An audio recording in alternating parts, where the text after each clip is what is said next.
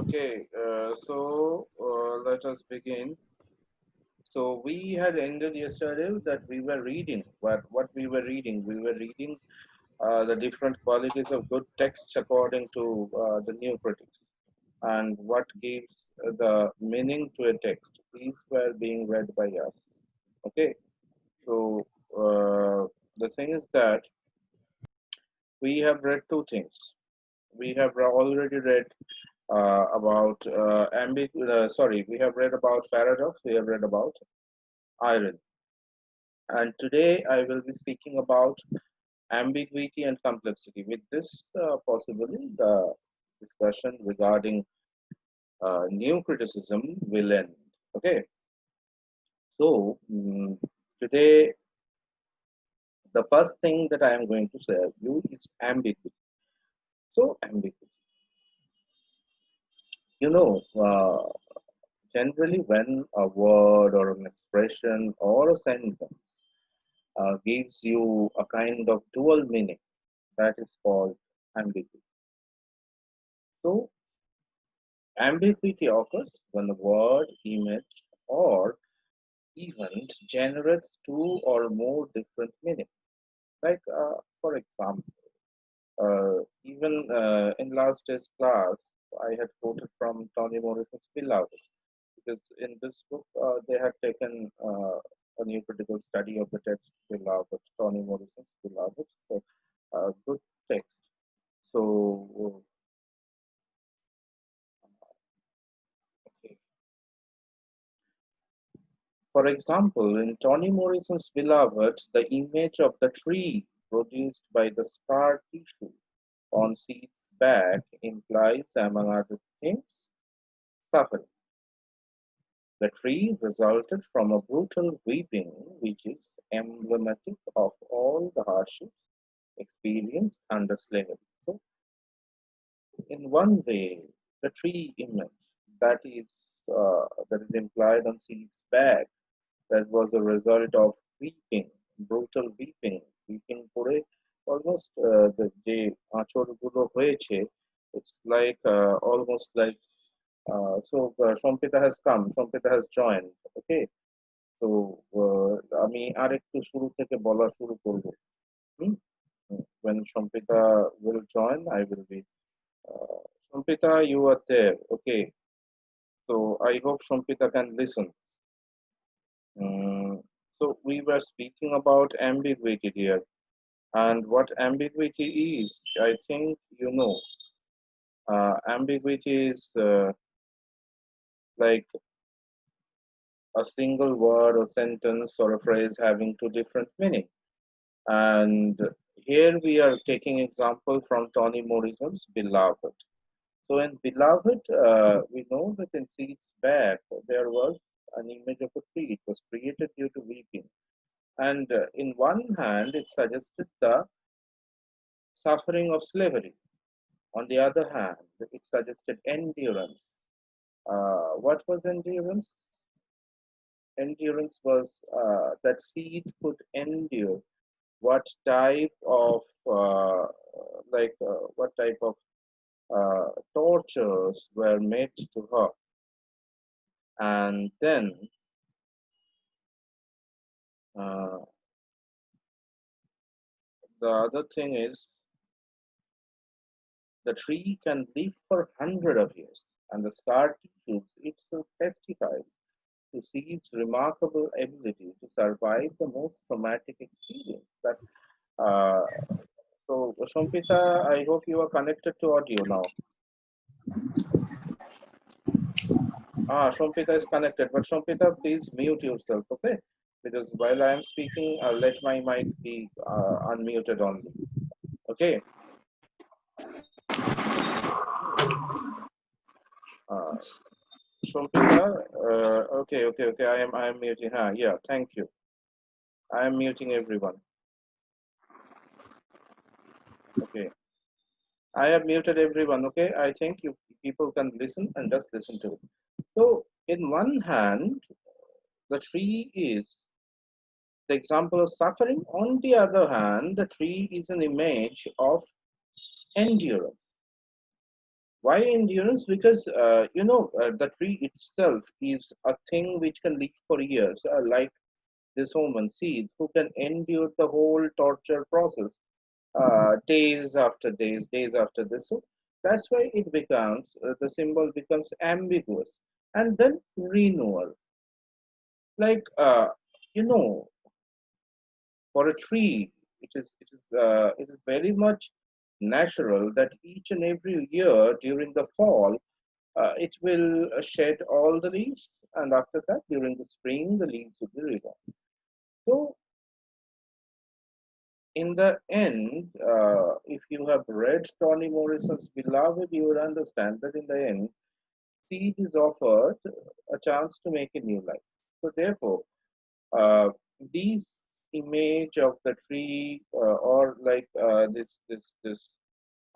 that is produced by the scar issue on seed's back, it has several meanings, and that is very much going with seed's life, like suffering, endurance, and renewal. So, while you read about these narratives, while you read about the tree images, you will find that it will have, the new critics rather will find that it will have different meaning. And that is what you call ambiguity. In scientific and everyday language, ambiguity is usually considered a flaw. Why? Because you have read scientific theories. The scientific theories generally do not give you a dual meaning. Or even in everyday talk, like when I will be speaking with you people, when you will be in front of me, I will not be speaking in or in sentences or in phrases which will be a dual meaning. So this is the thing, you know. Uh, in scientific or everyday language, ambiguity is usually considered a flaw because it's equated with a lack of clarity and precision. In literary language, however, ambiguity is considered a source of richness, depth, and complexity that adds to the text value. So that is the main difference. What I am trying to say throughout the last two classes, that uh, the new critics, they are trying to read the text in a very different way, and the main way is that making the text a literary thing which is very much different from scientific and everyday language.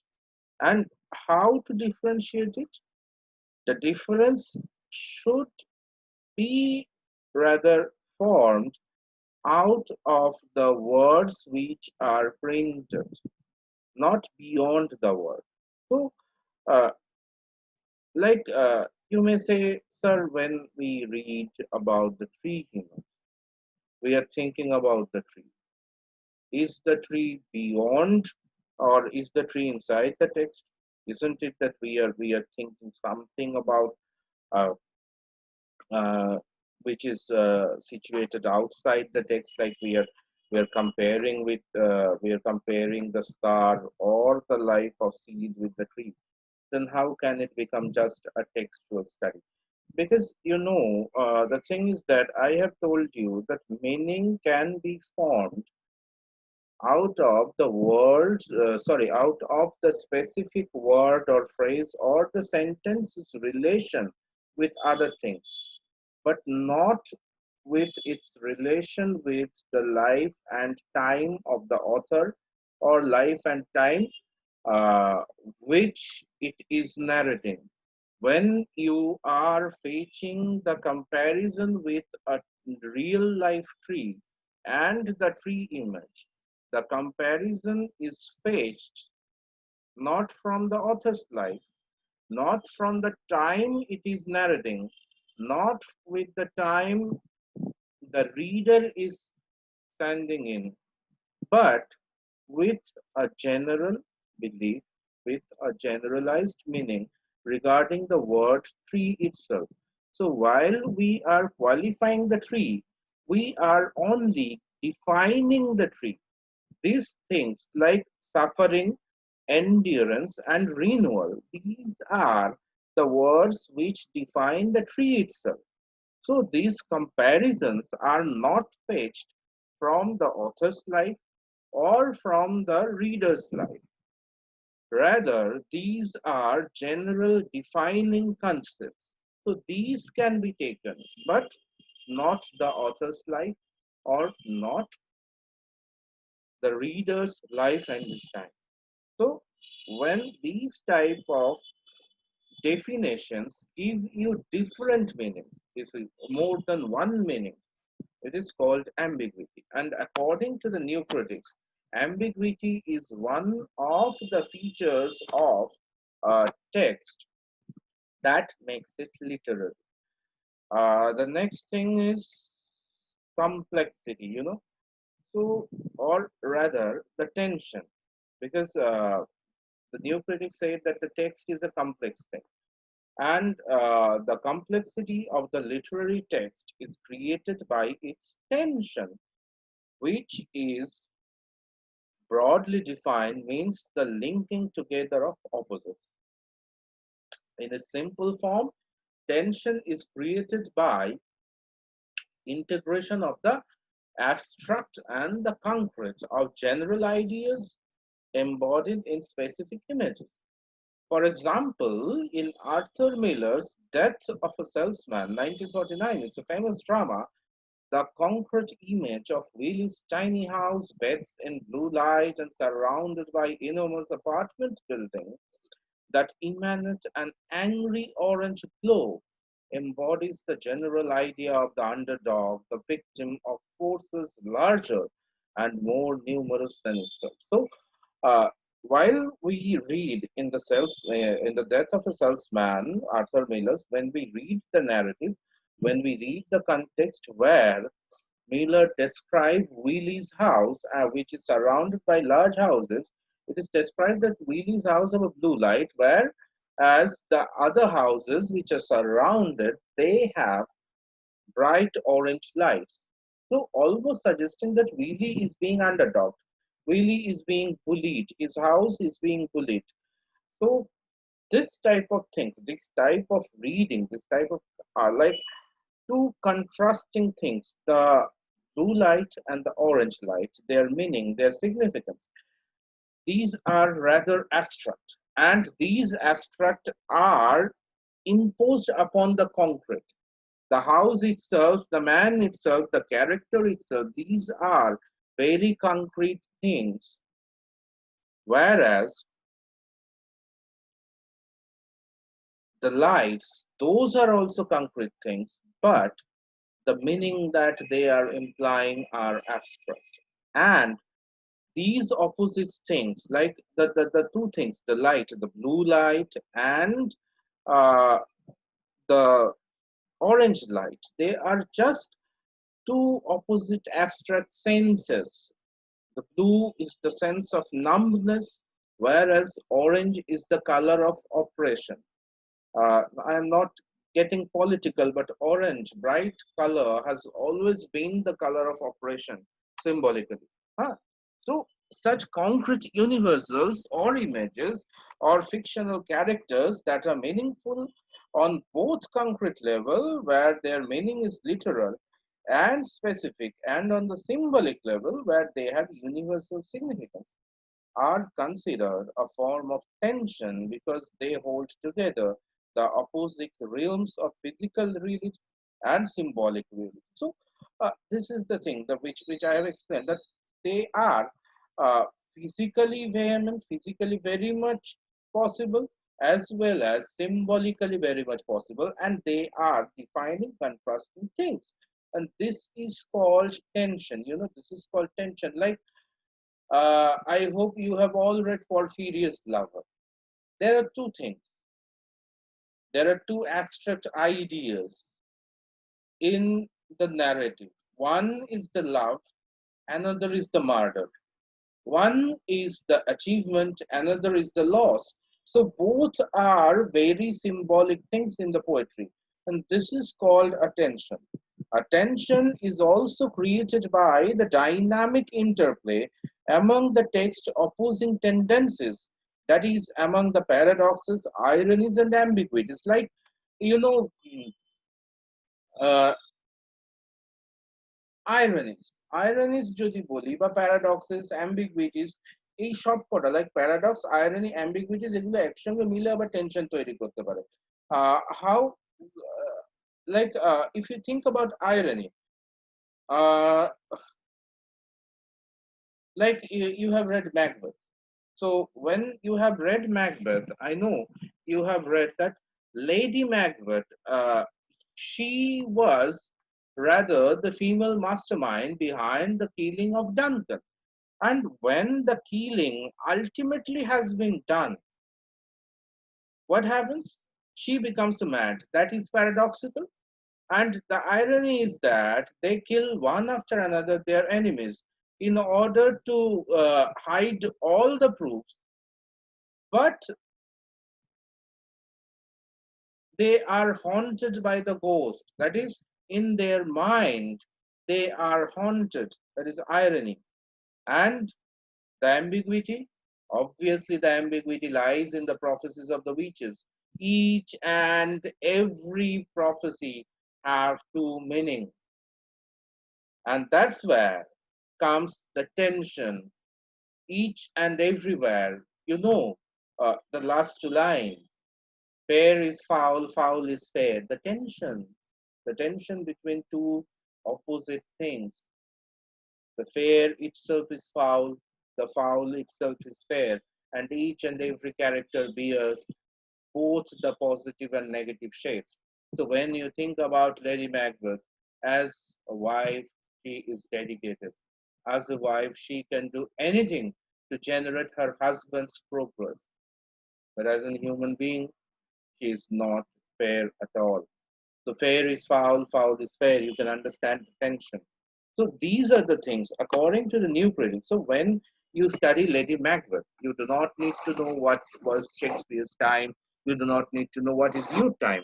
You only read the lines. You only read the lines and judge Lady Macbeth by what she is doing inside the drama only, not from any outside source. That is what Holinshed had written, how Shakespeare had changed it, like whatever things we had studied, that what are the discrepancies that Shakespeare showed from Holinshed. No, this does not matter. What matters is how Shakespeare narrates Lady Macbeth, what the words he has put in his mouth, and how these words represent Lady Macbeth. These are the only things you need to be concerned about. So this is the new critical study. Okay, so in the last class, we had taken a note on text and we had taken a note on what are the things that gives the complexity of a text, which the text demands. And we have understood that these are the things, the four things there are, that is paradox, irony, ambiguity, and now we have read about tension. So these are the four things which give a text what it is. Okay, so I hope you have understood. And now there are certain things like, okay, let me see. Mm, what are there in this book?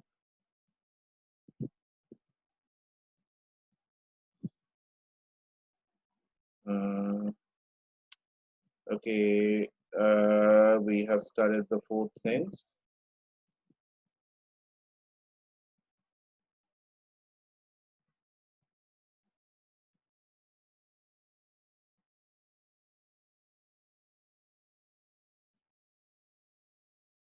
Now, mm, yeah, when you read this book, you can do this thing. The thing is that there are several examples, you know, literary language and organic unity. This was what we were uh, studying. But what are the thing, what is literary language, what is organic unity. So we were studying these things. And now we have studied ambiguity, we have studied this thing, tension. And now what we will do is that in this book you will find obviously a very interesting study of some texts. Okay, so this you have to do by yourself. This you have to do by yourself. You have to study how a text can be read. Okay, and the two things which are very much important here, like this one. Uh, there is a close reading of Kate Chopin's The Storm and Alberto Moraverio. Okay, two things which are very important. One thing is close reading. Okay, so how will you now the new critics suggest how will you do a new critical study to a text? So the first thing that is needed is a close reading of the text. So what is a close reading? A close reading is you have to study each and every word, each and every expression, each and every part of the sentence, and now do not judge them as per their history, do not judge them as per the author's history, but judge them as they are. And then how to do it? Like the first things are that you should take notice about is the figurative language, like images, symbols, metaphors, similes.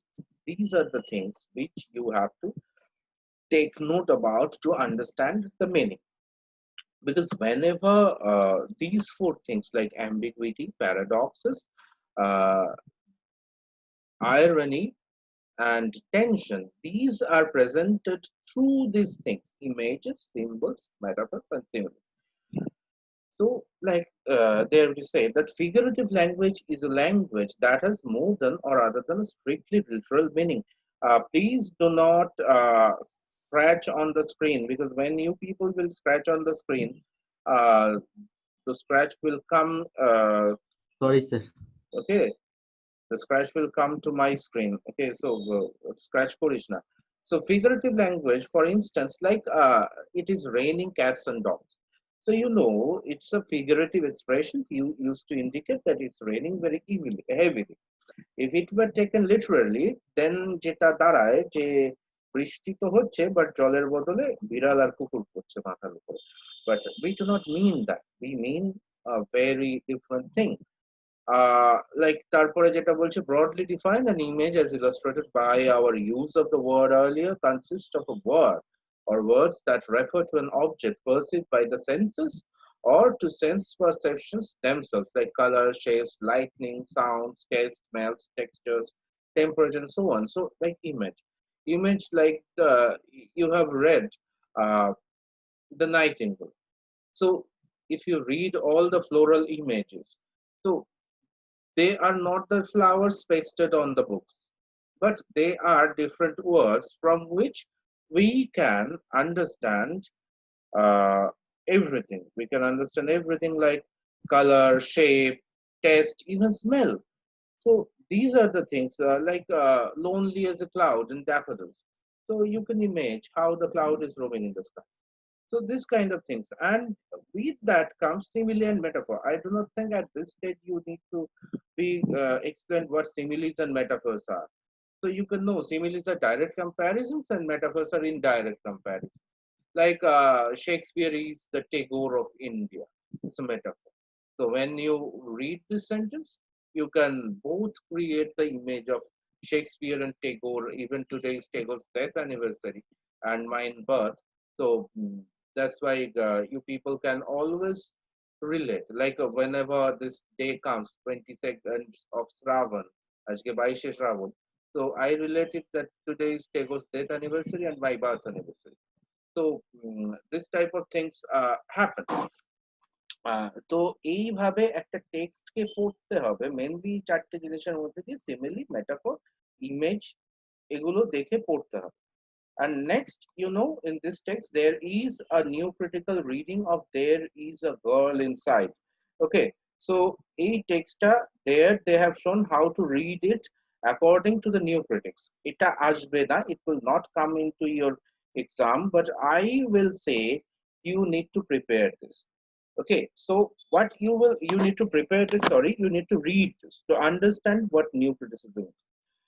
So the three questions which are important from this part, from this new criticism, I think you should note these three questions. The three questions are: first, what is the concept of text according to the new critics? And what are the four features of organic unity in a text?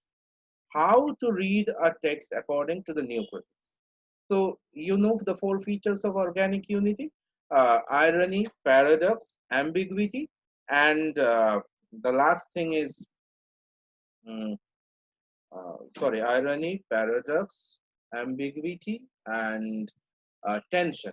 And you know how to read a text? It should be based on close readings, and the close reading should be based on four things: imagery, imagery, simile, metaphor, and obviously, uh, what are the other thing? Mm, symbol. So these are the four things which will give you the four terms which I have previously mentioned. Because without analyzing symbol, without analyzing imagery, without analyzing simile and metaphor, you cannot define from the text what the irony, ambiguity, paradoxes, and tensions are hidden in. So therefore, there will be three questions. The three questions are: what is a text according to the new critics? What are the four qualities of organic unity in a text? And how the text should be read? Okay, so these three questions you need to be you need to prepare, and this book will help you. And for the social part of the rather for the social part of the movement, I will suggest this book. Mm, you will be provided, or rather, I have already provided this book, or rather, I will be mailing you this book. This one. Mm, okay.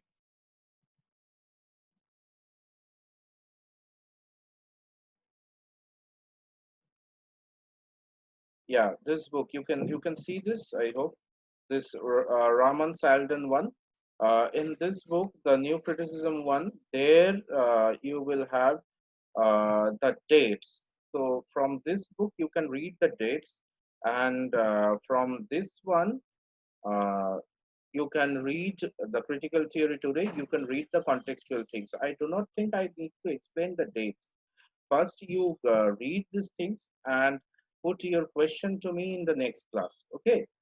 And by next class, I hope to start another theory. Okay, so it will I will inform you which theory I will be beginning by WhatsApp. Okay, so this is, I hope, all for today, because the meeting time is getting, and now you people can unmute yourself. You can unmute and you can speak to me. Okay. Hello, sir. Can you hear me? Yeah, I can hear you now. Sir, I have just read Waiting for Godot, and the text Hmm. is a bit troubling to me. Hmm. Can you just, at least, we have only 4 minutes left, I think. But even after the meeting, can you just give me 5 minutes or 6 minutes to interpret the text according to Okay, your view? okay, okay. You do one thing. I'm stopping the stop